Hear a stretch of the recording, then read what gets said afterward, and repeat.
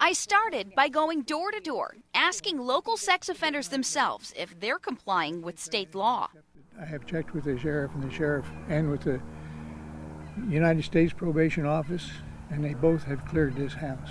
According to North Carolina state law, any person required to register as a sex offender is prohibited from residing within 1,000 feet of the property of any public or private school or licensed child care center. Homeschools, colleges, and universities aren't included. Craven County Sheriff's investigator Wes Heckman explains how this works.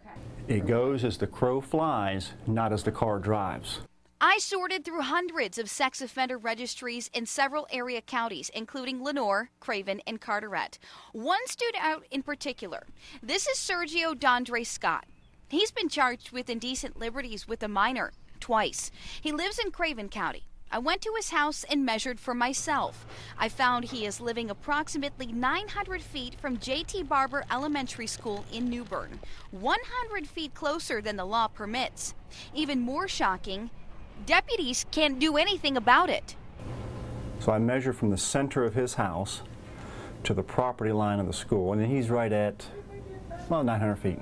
The sex offender statute says the 1,000 feet restriction doesn't apply to an offender who established residency at the address before August 16, 2006. In other words, Sergio Scott registered as a sex offender before that date. My investigation uncovered that was just 2 days before that date. He was actually living there before that law came into effect. That's the part that he's grandfathered under. Next, I headed to Lenoir County in Kinston. On a Google map, convicted sex offender Delvecchio Taylor appeared to live less than 1,000 feet from Teachers Memorial School. After I measured, I found he was slightly more than 1,000 feet away. So it goes to show you can't always trust what online maps say. But when I talked to one neighbor, she didn't even know a sex offender was living in her neighborhood, let alone that close to a school. Do you think that that is far enough away, or do you think that it should be farther, 1,000 feet? I think it should be farther. Yes, definitely farther. One thing to keep in mind, state sex offender laws are changing all the time. December 1st of 1999, 2008, 97. So a lot of them changes, 2003, 2004.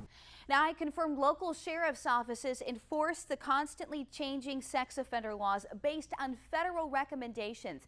But the tracking sites are only as good as the information on them. You need to check the registry for yourself to learn if there is a sex offender living in your neighborhood. If you find something that's concerning, it's up to you to report it. Anna Bulszewicz, News Channel 12.